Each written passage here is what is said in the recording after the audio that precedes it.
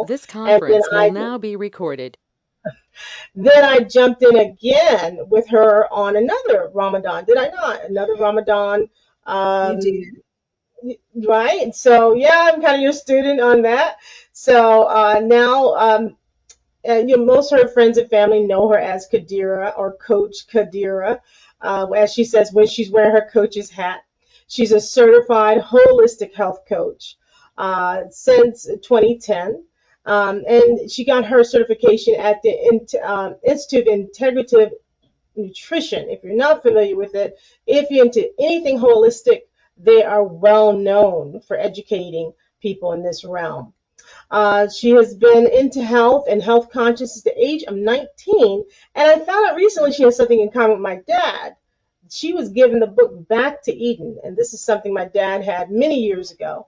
And always was in the house. We always referred back to that book, Back to Eden, right? It was a staple in our house, and he used to own a health food store. So, yes, we have that in common.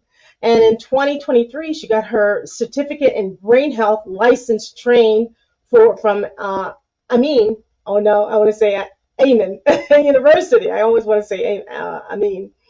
And so here we go. We're going to go and have a nice interview here and kind of go over some things together here. So give me just a moment here. Make sure I get one other thing set up here for us in this here.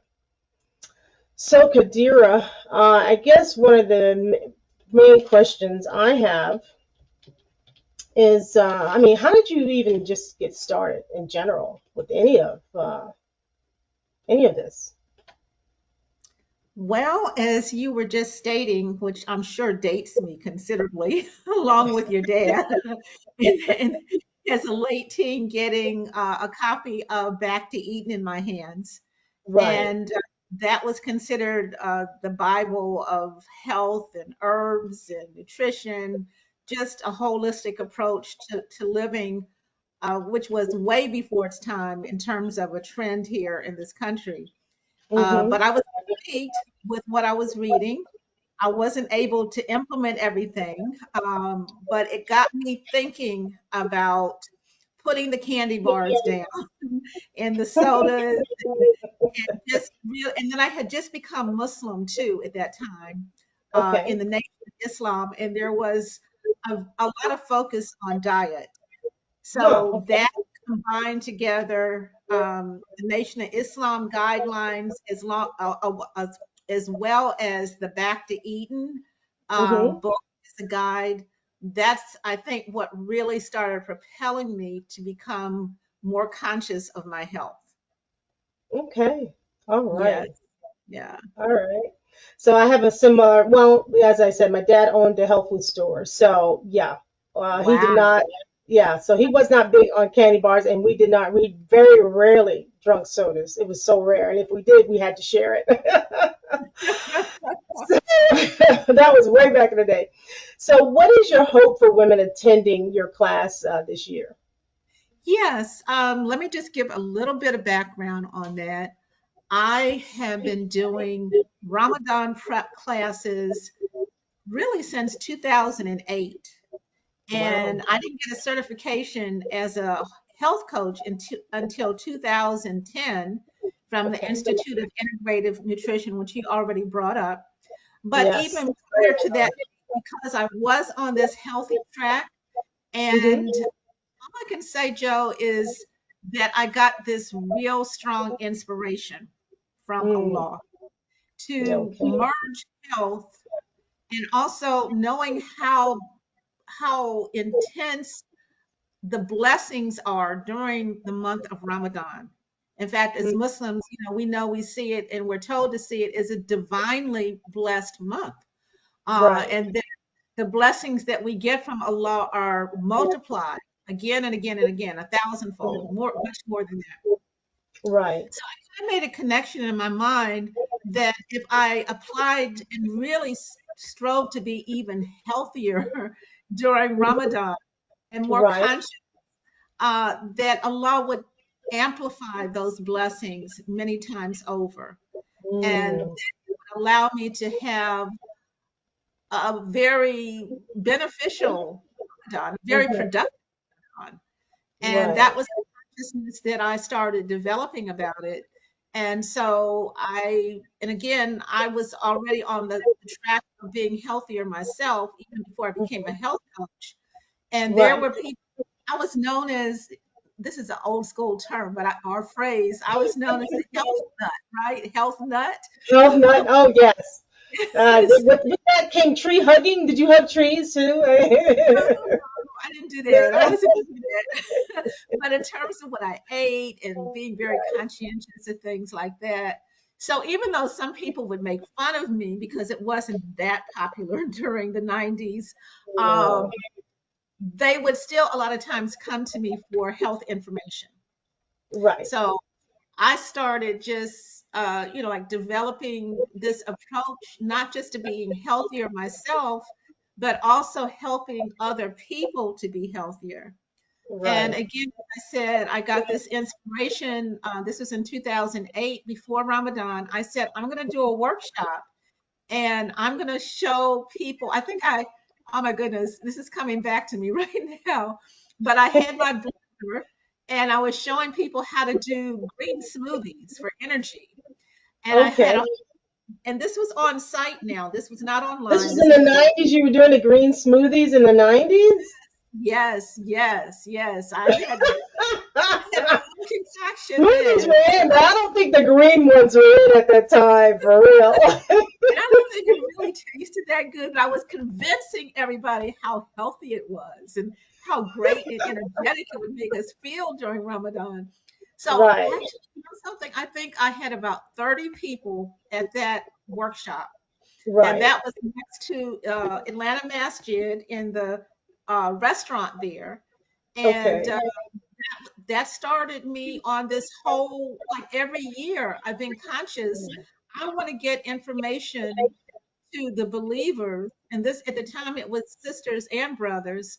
I want to Mm-hmm. get information out there about the importance of being healthy as a preparation for going into Ramadan. So Right. that Right. when we get into Ramadan again, because it is such a blessed month, Mm-hmm. that benefits will be even on top of that, in Right. terms of, instead of going, okay, let me put it this way, instead of going into Ramadan kind of broken down, like when you're kind of like at your worst, which is sometimes I've had that to happen before in the past. You just kind of Mm-hmm. let uh, disintegrate during the course of the year, and particularly maybe a month or two before Ramadan starts, you start, I hate to use this phrase, pigging out. I know there's a more halal way of saying that. I can't think of it, but we Pigging start really, out? Did you say pigging out? yes, I did. I did. But it's, we start letting our discipline go because we get this attitude, well, I'm getting ready to get into Ramadan. So let me just go ahead and just, let me eat what I want Mm. to eat and not pay Yeah. attention to Yeah. exercise and all that. So it's making people more conscious. If you do this as preparation before Ramadan and go Mm-hmm. into Ramadan on a healthier level, then the Mm-hmm. fast itself, the physical fast, as well as Right. the spiritual blessings, are going to amplify the results of our fasting, the whole fast Right. for ourselves over that time. And I think Right. for me, it's worked.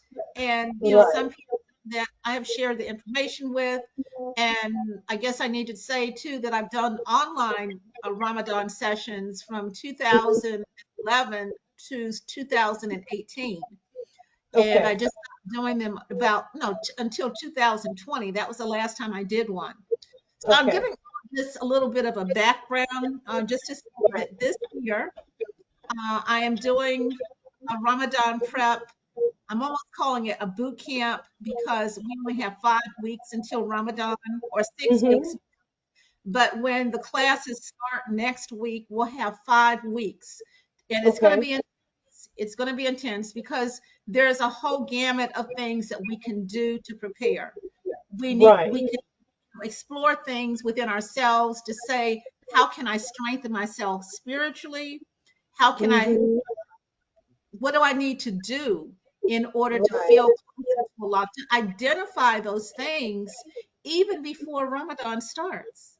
Right. so that Yeah. we can follow a plan. Not that we're going to be so on point all the time, but we'll have a Hmm. track that we want to go on during the course of Ramadan that we're conscious of so we Right. don't get distracted and so that we can make the best use of our time as possible during the fast.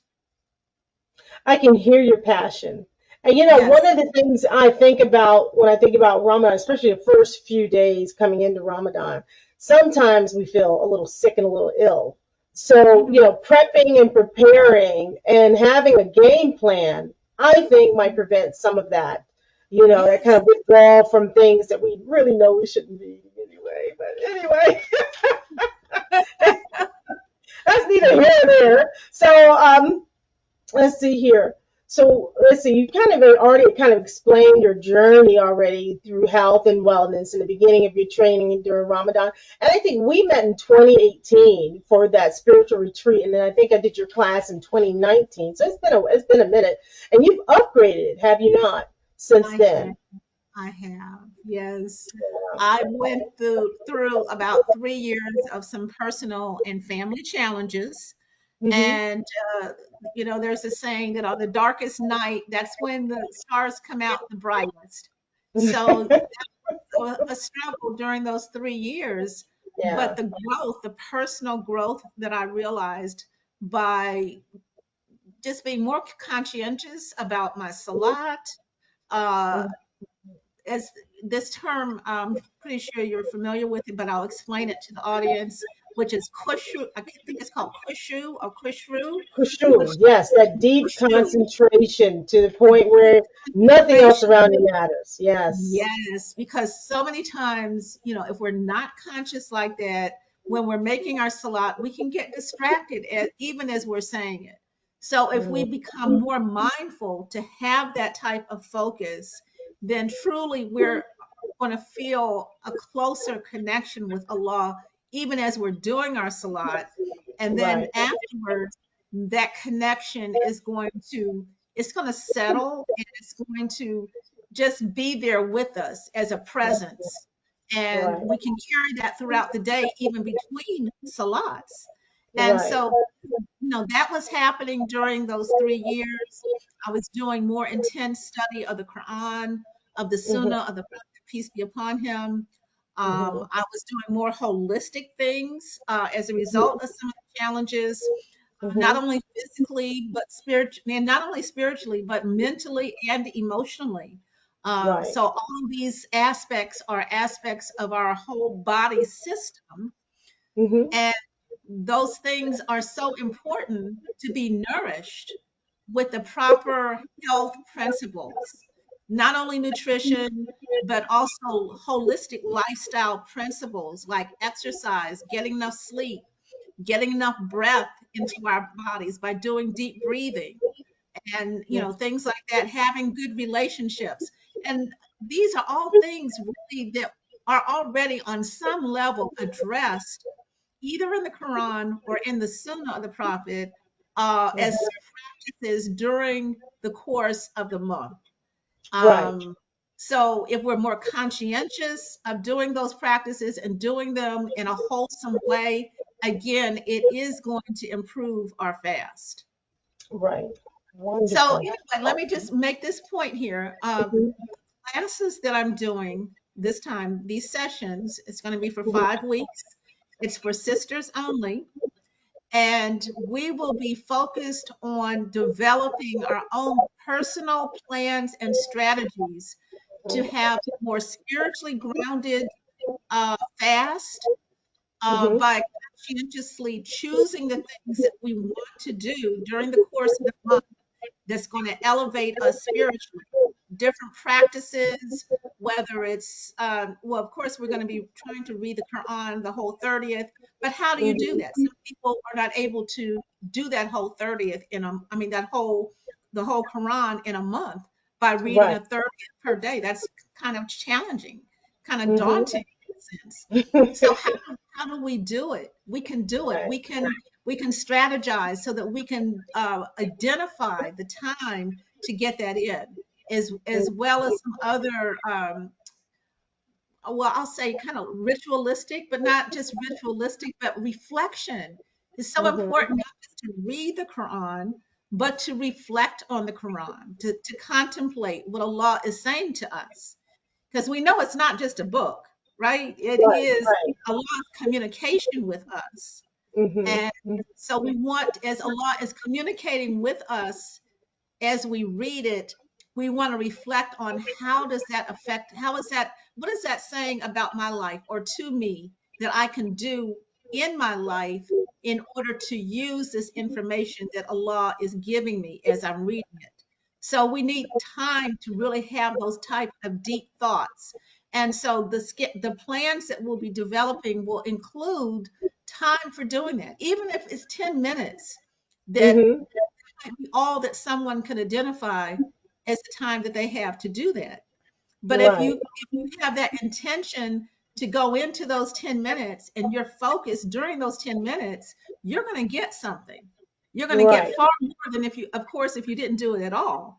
And plus, again, Yeah. Allah is going to reward you for Right. taking even a small amount of time to do that. Mhm. So that's what this is about. It's about not only developing the spiritual strategies, but also organizing our homes, creating a certain ambience in our homes during Ramadan. Some women go out and do that and get beautiful lighting and candles and things. So that'll be some possibilities that we'll talk about and share. And all of it's not going to come from me. I know a lot of the women that participate, their lives, I'm sure, are very rich with the Ramadan experiences that they've had, and they can Mhm. share. So I'll be learning from them also, as well as sharing with them what I know. And then that group, what I call synergy, that synergy that happens when you're in a group. So it's more than Right. just the individual contributions, it's something Mhm. even greater than that, bigger than that, that emerges Right. from that. And it's very powerful. Right. So, just a couple of things. I hope, that you kind of get the openness up for those who aren't Muslim, something similar program, because we did get some people who were really like, I want to be a part of this because they know they can see that the principles of Ramadan can be helpful to them even though they're not Muslim, right? Right. Yes. Right, absolutely, absolutely. One of the things we discussed was about resilience and stress Hmm. in regards to your program. So can you talk a little bit more about that?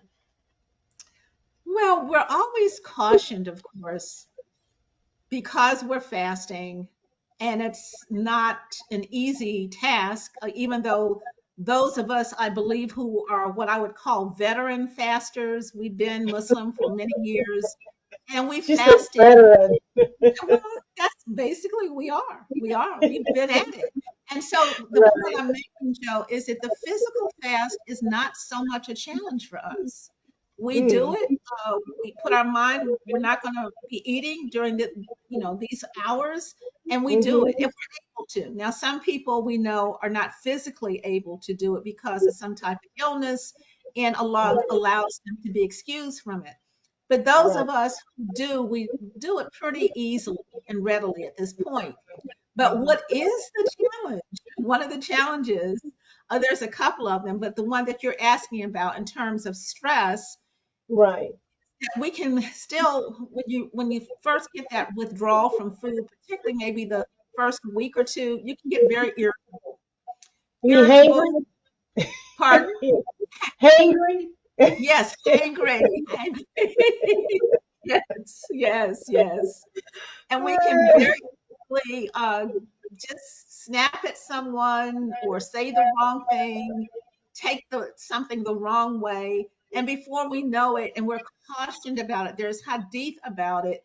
Don't Right. argue during Ramadan. So you All mean right. during the month of Ramadan, I can't like lay into the horn when somebody cuts me off in traffic and just go off and just I can't do that. I can't do that. Subhanallah.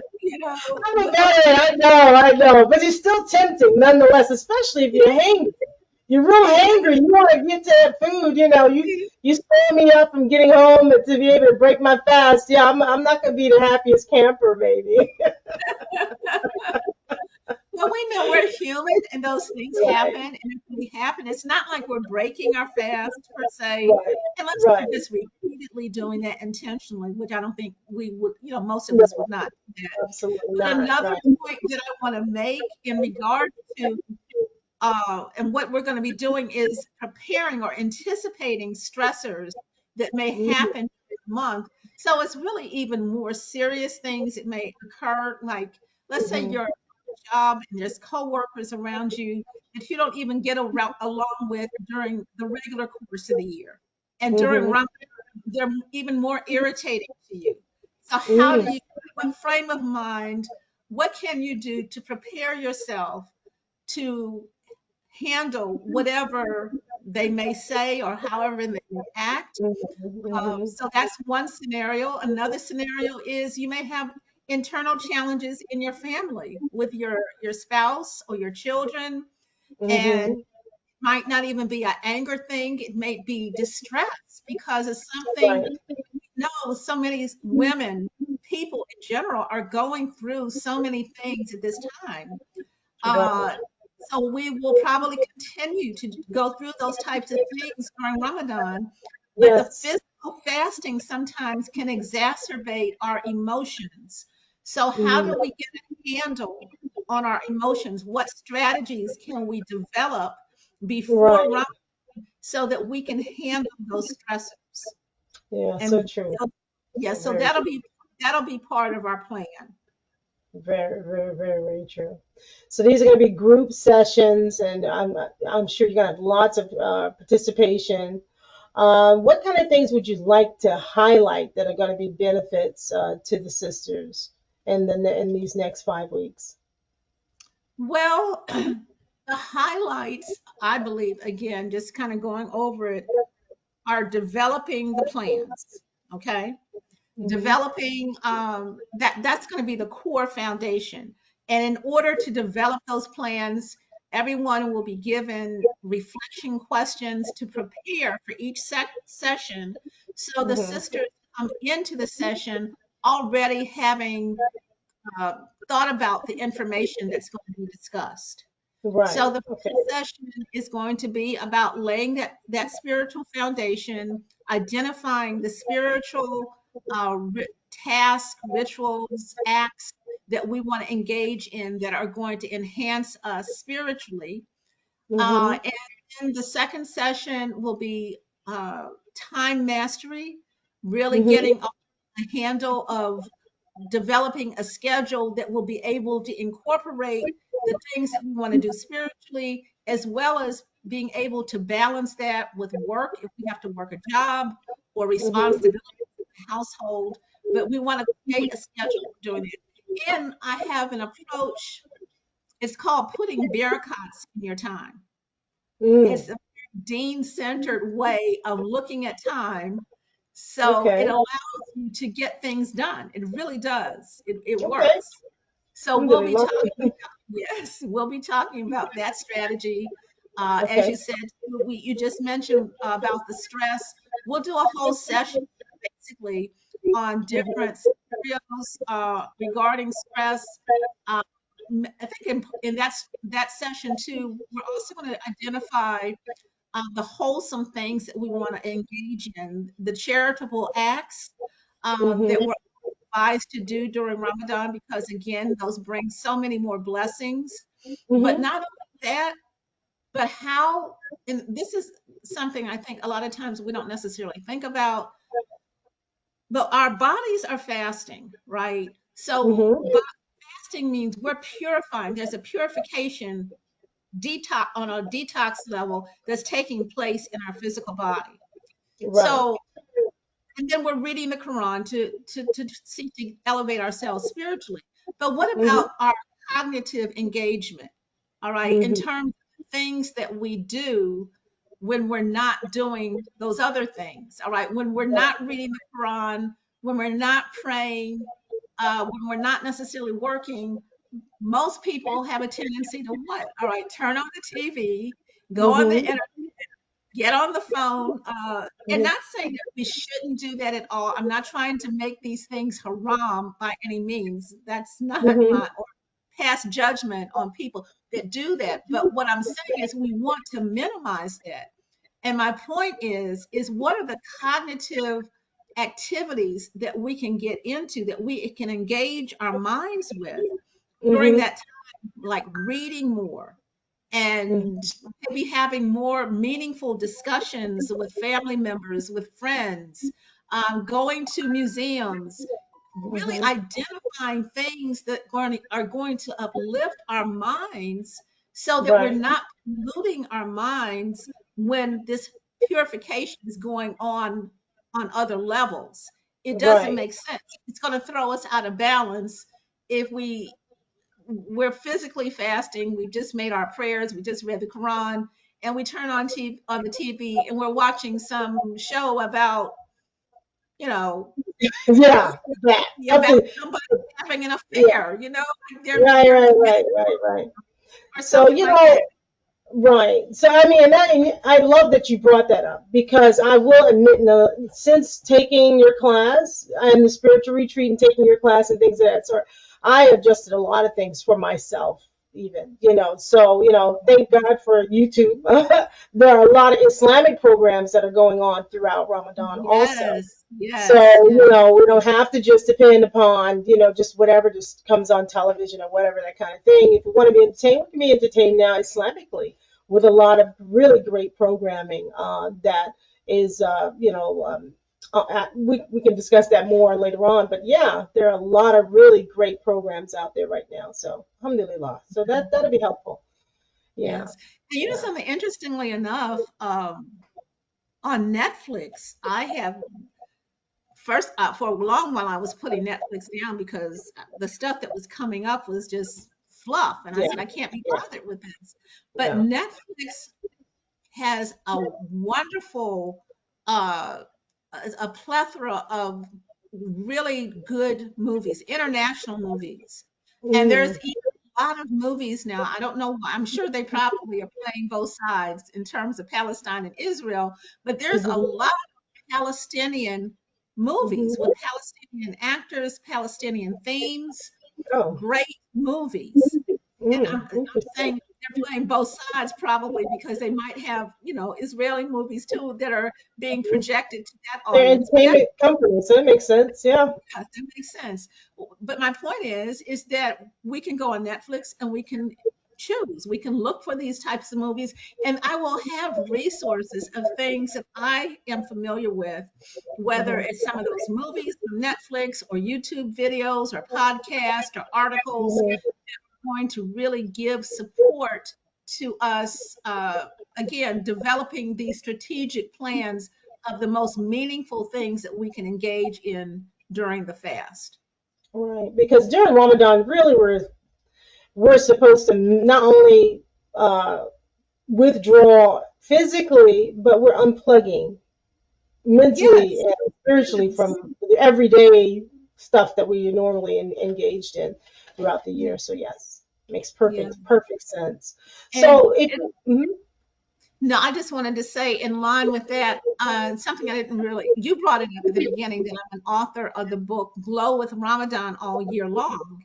mhm, And the title for that book uh, implies that Ramadan is not just for Ramadan.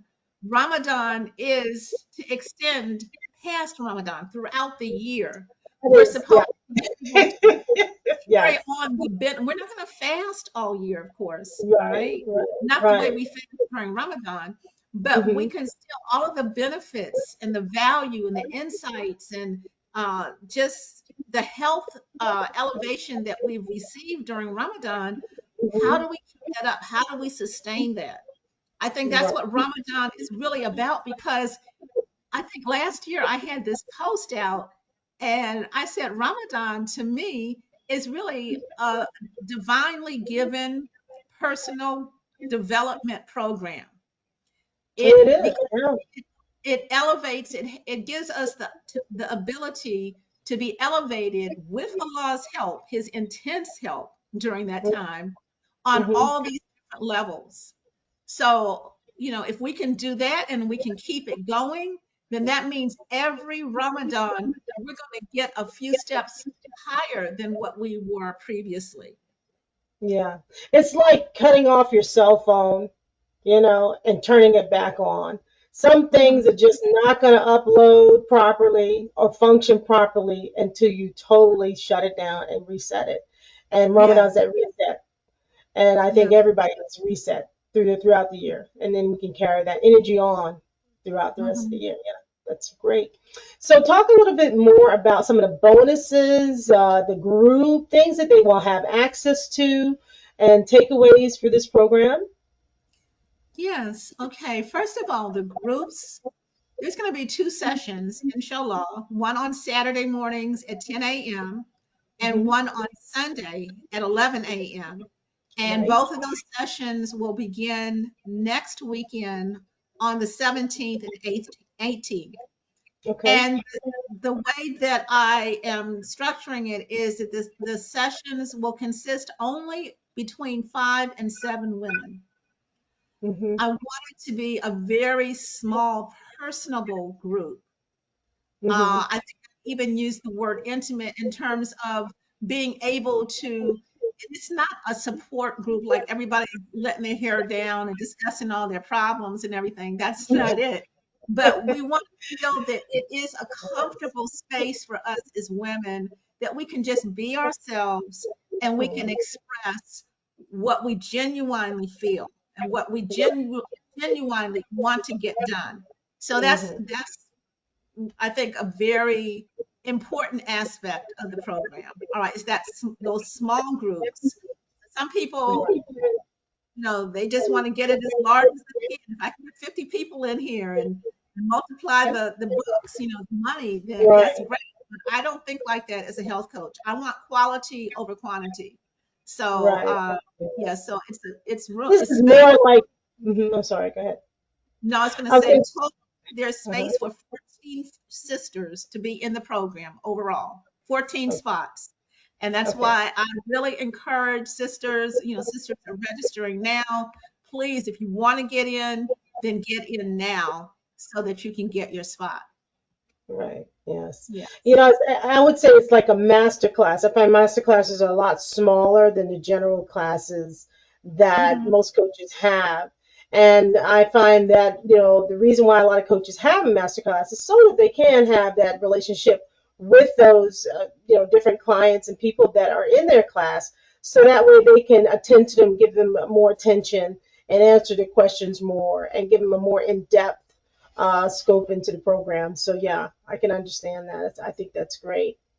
So Yes. what will they walk away with? I mean, what will they be able to have and take with them throughout the year and keep from this program? Well, they'll have, first of all, they'll have their plan. Right. Yes. And when I say, and they're not just going to have it in their head. So I Right. have templates that they will be sent templates after each session. Mhm. All right, go back over this for a minute. They're going to be sent preparatory questions to reflect on before the session. In the session, we're going to have a very rich, dynamic exchange for those sisters to be able to flesh out those thoughts even more. So it'll get clearer to them more what they Mhm. want and how they want to visualize themselves being at the end of the month. Right. I want them to visualize an outcome of, Mhm. and you know how powerful visualization is. So if you Right. can visualize how you want to be something as a result of a process, then you Mhm. really have a very uh, clear track in a sense. If you really think about it and figure it out, you can develop a clear track on what you need to do, the steps that you need to do to get there. Mhm. Right. So the speakers will be talking about them in the sessions, and then after each session, they will be sent a template and they will be putting the information to their personal plan in this Mhm. template so that Mhm. by the end of the month, they'll have a template that will encompass their again their spiritual goals, Mhm. um, It'll have a time a schedule in there in terms of how they're going to schedule all these different things they want to get done. Mhm. Um, say too, we're going to talk about meal planning and nutrition, all of those aspects, coming up with different healthy recipes, and but still at the same time that tastes good because people like to sometimes balk Right. about healthy tasting food because they think it's not going to be flavorful, but these are going to be very Right. flavorful recipes. And Mhm. so they have, okay, the point is they're going to have all this information, Joe, by the end of the sessions. Mhm. They're going to have a total plan. So that's going to be their takeaway. So that Mhm. plan will be for them to carry out as they go through the month of Ramadan because Mhm. we'll be finished pretty much before Ramadan starts. Right. Well, actually, now we're starting a little bit late, so we might do the first Sunday in the month as a wrap up session. But essentially, we'll be Mhm. finished with the planning before the month starts. That means the Okay. sisters can implement the plan during the month, but they'll Mhm. also have that, as you're saying, what is the takeaway? You now have that, you can use that for next Ramadan and just modify it as you grow through the year. You can add more things next Ramadan that you want to do. So you probably wouldn't even need to do another class again. This could is something that could serve you for Right. the Ramadans that are coming up in your life. Right. And are you going to have a group online? Is it going to be a group where they can go back to the group online and be together Yes, there? we will have an online private Facebook. Wait just a minute. Okay. Yes, we'll have an online private Facebook community where we'll be Mhm. able to carry on the conversation that we've had in the groups Mhm. and get more resources that will be posted, articles, videos, things like that. And then the sisters will get a chance to really, I think, share more and be more supportive of each other in that Right. private online group. I think that's fabulous. I think that's absolutely great. Okay.